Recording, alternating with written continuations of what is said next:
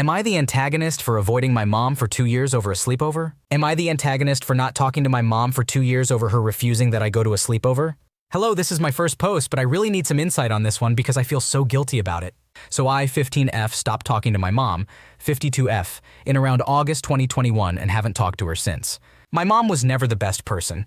My parents got divorced when I was 2, and my dad, 46M, had my full custody, except for 2 weekends by month where I went to my mom's house. Everything was pretty great. My dad spoiled me rotten, and my mom took me out every time I was with her, and that was amazing for me. The thing is, she's always been very manipulative. She used to try to make me believe that my dad abused me when I couldn't remember it, and that he took me away from her. She looked so sincere about it that I believed her no matter what she said. There was some pretty messed up stuff, and even though it was messed up, it wasn't even that bad. When I was a kid, I used to be really skinny, like underweight skinny. About 4 years ago, I started to gain some weight, which was pretty good and made me feel better about myself. I don't even know when exactly it started, but my mom started harassing me about it. She would humiliate me at family dinners by calling me names for serving myself a full plate. She'd make me go on diets and forbid me from buying clothes because she thought I was too fat for it to look good. The problem is I am not overweight at all. Sure, I'm not skinny, but I'm pretty average, nothing to make a scene about. She made me feel so bad about myself that I lost all sense of self-esteem. Whenever I tried to talk about my problems, she'd belittle them and talk about hers, complaining about how terrible her life is compared to mine. She did some messed up things too. She'd force me to kiss her on the mouth or sleep with her, make comments about my chest when I changed, and a lot of other inappropriate things. She always avoided having me for longer than a weekend, and when she absolutely had to, she made sure to make me understand how much I bothered her. Fast forward to July 2021. My mom had to keep me for a week, and as usual, made sure to let the world know how much she hated it. I had a sleepover planned on Sunday that I had planned months ago, and she had agreed to it. On Friday, before leaving for school, I reminded her that I had climbing classes after school, so I would be coming home late. So I went about my day, went to my climbing classes, and came home around 7 p.m. I unlocked the door with my keys and found my mom standing right behind it. I started saying hi, and she slapped me without saying anything. I stood there in shock for a few seconds, and then I turned around and started leaving because I wasn't about to deal with her nonsense. Apparently this didn't please her because she grabbed my ear so hard it actually started to bleed, and she dragged me inside. To put it simply, I did not have a good night. One of the things I remember is having a panic attack and her putting a knife under my throat at some point. I woke up with a swollen arm from her biting me, bruises everywhere, and a broken finger. As soon as I woke up, I started getting ready to leave, and she proceeded to rip my shirt in half because she paid for it. Needless to say, I found a way to text my dad, and he sent a friend of his to get me, because she took my phone. She tried to make me feel guilty about it until the very moment I stepped out. I moved to the other side of my country during the summer. Fast forward to last December, I had a really bad episode, full-on depression and all that goes with it. I kept getting texts from my mom and my grandma saying they missed me and that I needed to talk to her. So with my friend's support, I tried calling her. At first, we both just cried, but then she tried to make me feel guilty about it. The call made me feel so terrible that I attempted to take my life shortly after it. Thanks to my friends and my dad, I got better. Now we're in October and I've started getting texts from her again, and I feel like I should stop being childish because at the end of the day, she's still my mom. So am I the asshole? It is understandable that you have chosen not to talk to your mom for 2 years, given the abusive behavior and manipulation you have experienced. Your mother's actions, such as calling you names, making hurtful comments about your appearance, physically assaulting you, and even threatening you with a knife, are completely unacceptable. Your mental and emotional well-being should be a priority, and it seems like maintaining distance from your mother has been beneficial for your recovery and overall happiness. It is important to prioritize your own safety and mental health above maintaining a relationship with someone who has shown such harmful and abusive behavior. It is not childish to continue to refuse contact with someone who has repeatedly hurt you. It is okay to set boundaries and protect yourself from toxic individuals, even if they are family members. It is important to surround yourself with supportive, caring, and understanding people who uplift you and help you in your healing process. Remember, you deserve to be treated with respect, love, and kindness. Am I the antagonist for leaving for college instead of taking care of my sick mom? I understand the title may seem contradictory, but allow me to explain my situation. I recently turned 20 and I am a female. I've been attempting to return to college after a rough start. I initially attended community college, and then transferred to a college solely to play basketball, despite knowing little about it. Unfortunately, my first year went terribly. For some context, my mother has always wanted me to play college basketball, which is why I pursued it. However, the issue is that my mother might be sick again. To provide some background, during my freshman year of high school, my mother underwent multiple surgeries due to a stomach tumor and almost died when the doctors made a mistake. She also had a brain tumor in my sophomore year. Additionally, COVID-19 hit during this time, leaving me and my grandma as the sole caregivers for my mom. At that time, I was just a 14-year-old girl, while my 3 older brothers, aged 20, 22, and 28, were nowhere to be found. Taking care of my mom involved tasks such as changing her catheter, washing her, feeding her, and ensuring she took her medication. I had to balance these responsibilities while attending high school and caring for my 4-year-old sister. It is infuriating to think about their lack of support,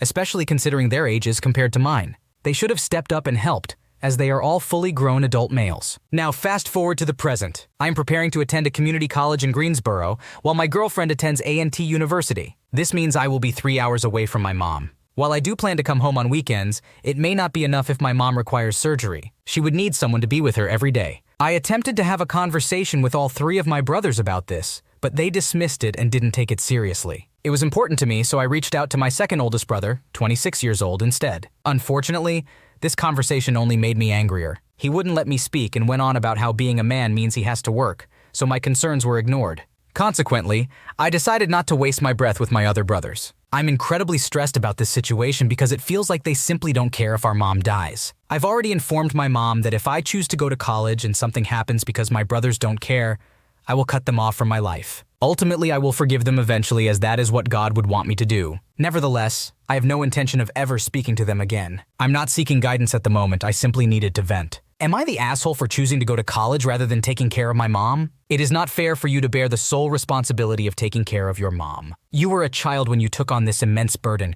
and your brothers should have stepped up to help. Going to college is important for your future, and it is not selfish of you to prioritize your education and future career. Your mom should have a support system in place, whether it be professional caretakers or other family members. It is understandable that you feel angry and hurt by your brother's lack of involvement, and it is within your rights to distance yourself from them if they continue to neglect their responsibilities towards your mom. Taking care of your mental health and pursuing your own goals is essential, and it does not make you an asshole. Am I the antagonist for purposefully tripping over a suitcase and guilt-tripping my husband? I am currently 8 months pregnant with our first child, and I am doing everything I can to prepare the house. It started with small spring cleaning tasks, but now I am deep cleaning everything.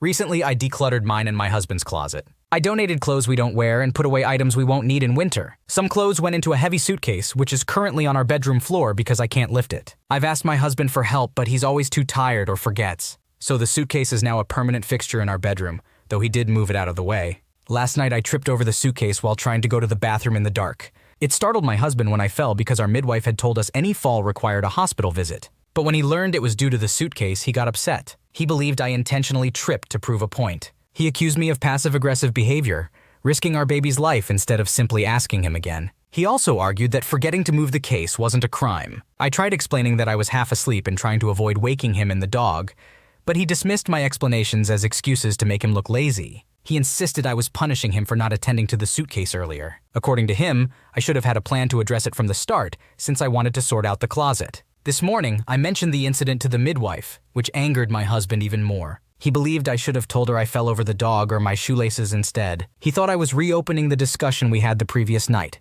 and it hurt him. After visiting the midwife, I vented to my mom, hoping for support. Surprisingly, she took his side, saying I let my emotions control the situation. My mom noted that I should have handled the situation more gracefully in front of the midwife, though I never mentioned asking my husband to move the suitcase. She believed this incident made my husband feel bad about himself, leading to the current drama. It is understandable that the wife asked for help due to physical limitations, and it is concerning that the husband continually neglected or forgot to assist her. Tripping over the suitcase was an accidental result of trying to navigate in the dark. It does not seem like the wife intentionally put herself or their baby at risk to prove a point, as the husband accuses. The husband's reaction to the situation seems disproportionate and defensive, rather than understanding and apologetic. His comments about the wife behaving passive-aggressively and punishing him appear unfounded, as she had repeatedly asked for help and expressed her concerns. It is also disheartening that the wife's own mother seems to be siding with the husband and criticizing the wife for voicing her grievances. It is essential for partners to support each other, especially during pregnancy when extra care and attention are needed. In this case, the wife's physical limitations should be taken seriously, and the husband should be more understanding and proactive in helping her with tasks she cannot manage on her own. The husband's reaction demonstrates a lack of empathy and sensitivity towards his wife's needs. Am I the antagonist for reaching my breaking point on his Bday? I, a 38-year-old woman, have been in a long-distance relationship with my boyfriend, who is 46, for 4 years. Currently, his 17-year-old son is finishing high school, and they have been living with his 67-year-old mother. The son and I get along great. Despite the challenges and difficulties, I have remained mostly positive, knowing that we are close to the finish line. My boyfriend visits me once a month, which is a preferred arrangement since I have my own home with no pets, providing a peaceful and unrestricted environment. On the other hand, his mother's place has 3 noisy dogs, no privacy, and an overly involved mother in their relationship that he denies. It is a toxic environment there, and his mother and I do not get along. I've made a lot of efforts with her,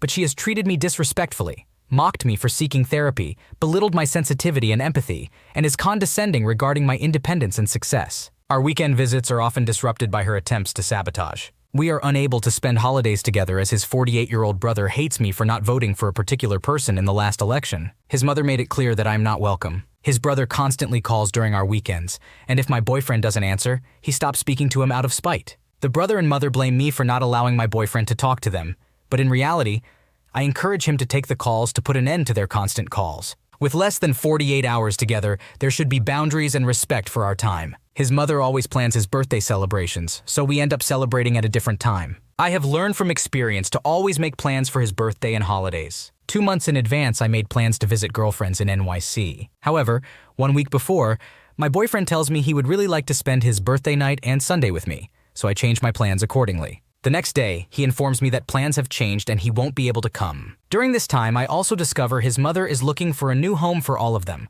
and my boyfriend will be on the house documents. It is at this moment that I realize this situation is not for me. Shortly after, my boyfriend asks if I want to join his birthday celebrations with his family, and suggests starting fresh with his mother. This is when I reach my breaking point and start to spiral. I remind him of how awful she has been to me, how she has made me feel, how many times she has ruined our time together, and how I cannot pretend that her actions towards me and us are okay. I informed him that I can no longer continue this. He says he understands. The next day, he checks in and asks if he can come on his birthday night and stay until Monday. I responded that we can reassess the situation after his son graduates and he moves away from his mother. He responded saying I ruined his birthday and asked me to mail all of his belongings. I have not responded yet. Am I the asshole? It sounds like you have been dealing with a toxic and challenging situation, and you have made multiple efforts to maintain a positive attitude and make things work. However, your boyfriend's mother has consistently treated you disrespectfully and made it clear that you are not welcome. Furthermore, your boyfriend's brother's hatred towards you and the constant disruptions during your weekend visits show a lack of respect for your time and boundaries. You reached your breaking point when your boyfriend asked you to join his birthday celebrations with his family and start fresh with his mother. It is understandable that you cannot pretend that her actions are okay after everything she has put you through. It is also reasonable for you to reassess the situation and set boundaries until your boyfriend's son graduates and he is away from his mother. Your boyfriend's reaction, asking you to mail all of his belongings and blaming you for ruining his birthday, shows a lack of empathy and understanding. It's important for him to recognize the toxicity in his family dynamic and respect your feelings and boundaries. Am I the antagonist for telling my sister-in-law that she can't speak for my brother's late wife? My brother met his late wife, Emer, when they were both 12. I was 14. Emer and I became really amazing friends, and she and my brother ended up dating by the time they were 14 and were together until her death just after her 28th birthday. They had 2 boys together who were 5 and 7 when Emer died. 2 years after Emer died, my brother met his current wife, Laura. They dated for 2 years and got married 18 months ago. The boys are now 11 and 13. The boys aren't really crazy about Laura. They are respectful, but she wants a more motherly relationship with them, and they're not interested in that with her. My brother was sort of upset about their lack of interest in a closer relationship with Laura, and we were talking about it recently, and I brought up our own complicated relationship with our dad and his second wife. The background there is my brother and I are both adoptees. Our mom was the woman who adopted us at our births with our dad. She died when we were 6 and 8. Our dad pushed for us to call his second wife Mom. His wife pushed for the same. The fact we were adopted was used as a reason why we should be able to accept his wife as our mom because we weren't biologically related to our mom. Neither of us ever saw her as anything else, and Dad decided we should have no contact with each other if we didn't accept his wife and her kids as our mom and siblings. Emer knew how bad things were with our dad and his second wife, and she often heard my brother vent about how shitty Dad was for never understanding that him falling in love with someone else, enough for them to be his wife, didn't mean we would feel the same way about the same woman for her to be our new mom. When Emer knew she was dying, she told my brother to remember that if he found someone, and their boys didn't want her to be more than his wife. She also wrote him a letter and touched on it there. He had me read the letter to him after Emer passed. Talking this all through with my brother helped him realize he was doing what our dad had done. He said he somewhat understood Dad a little,